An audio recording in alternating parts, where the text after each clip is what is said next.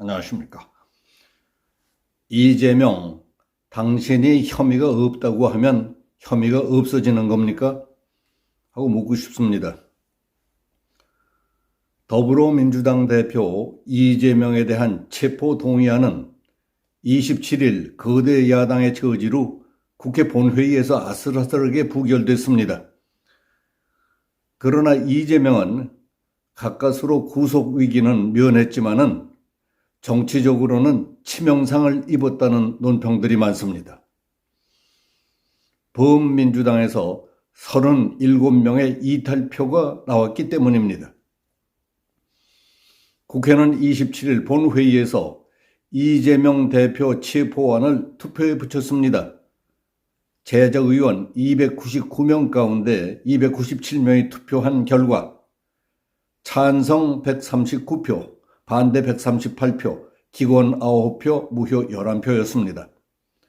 체포동의안은 제적의원 과반 출석에 출석의원 과반 찬성으로 통과되는데 출석의원의 과반인 149표에서 10표가 부족해 체포동의안은 부결됐습니다.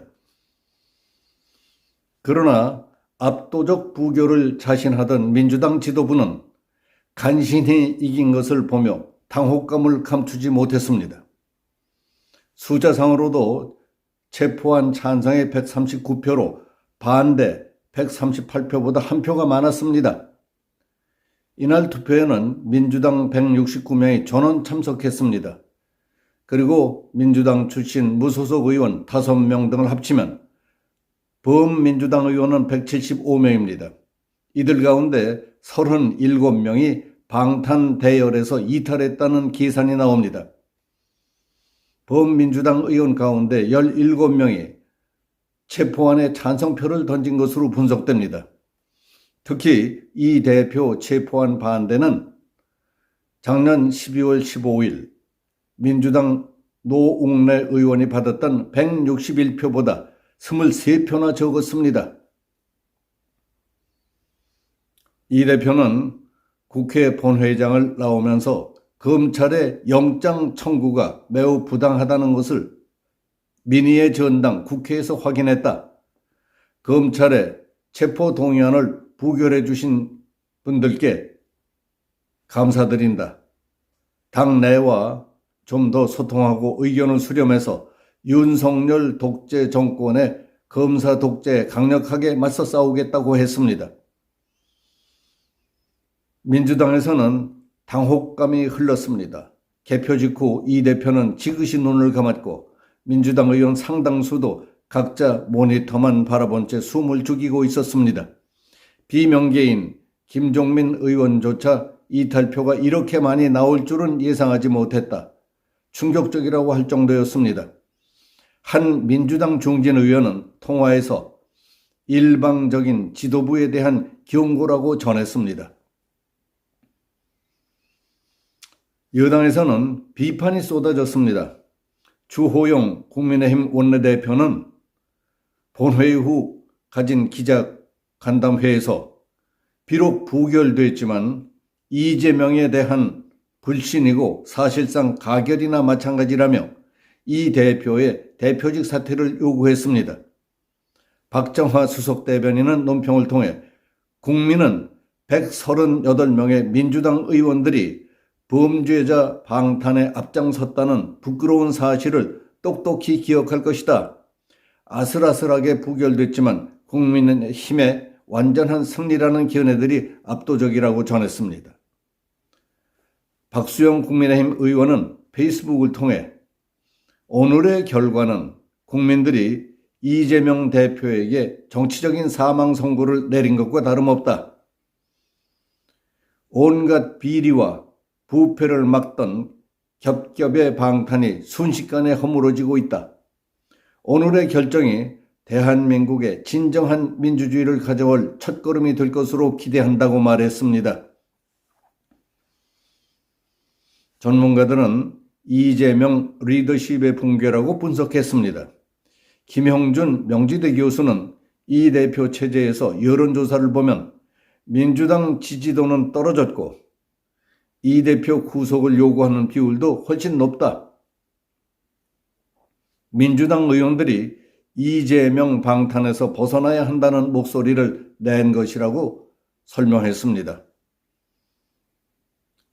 윤태권 더모아 정치분석실장도 이 대표가 검사 독재만을 반복해서 외칠 뿐 당 내부를 향해 어떤 정치적 해법도 지시하지 못한 결과라고 지적했습니다. 국회 본회의 표결에 들어가기에 앞서 한동훈 법무부 장관은 이재명 대표에 대한 체포동의안을 요약 설명했습니다. 주요 대목만 간추려 보겠습니다. 이재명의 대장동 개발 비리와 배임 혐의와 관련해 한 장관은 다음과 같은 예를 들었습니다. 영업사원이 아는 사람과 몰래 짜고 100만 원짜리 휴대폰을 주인 몰래 10만 원에 팔았다면 주인은 90만 원의 피해를 본 것인데 내가 10만 원이라도 벌어준 게 아니냐고 변명하는 꼴이라고 설명했습니다.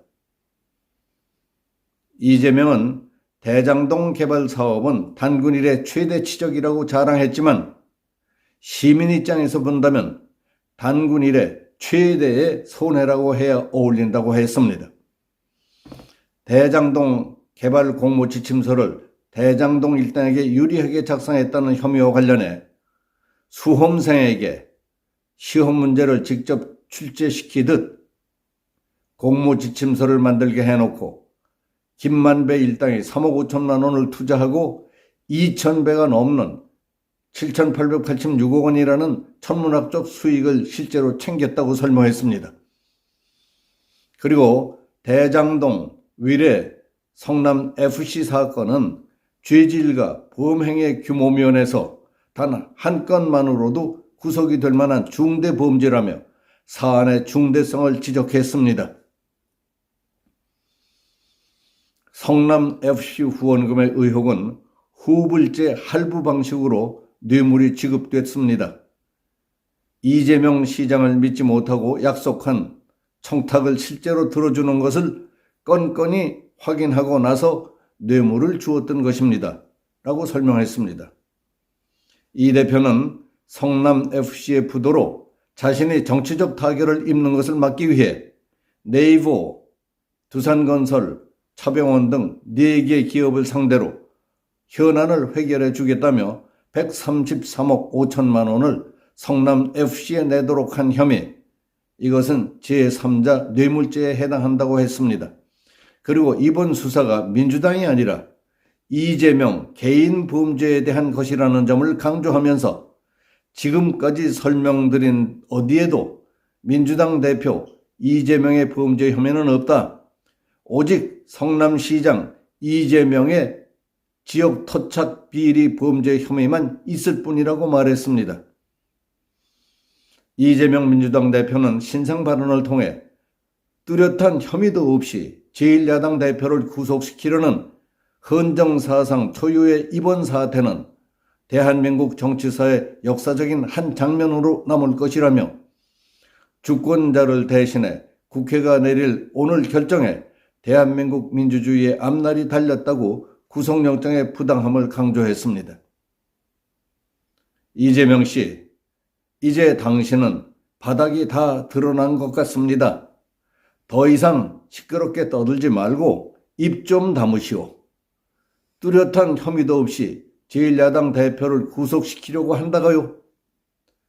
당신이 혐의가 없다고 하면 혐의가 없어지는 겁니까? 이재명, 당신은 패배만도 못한 처절한 희생을 치른 승리, 그리하여 이겼으나 졌노라 하는 주인공으로 불리우는 피로스를 아십니까? 당신의 체포동의안 부결은 피로스의 승리라는 것을 날이 갈수록 뼈아프게 느끼게 될 것입니다. 여기서 마치겠습니다. 감사합니다.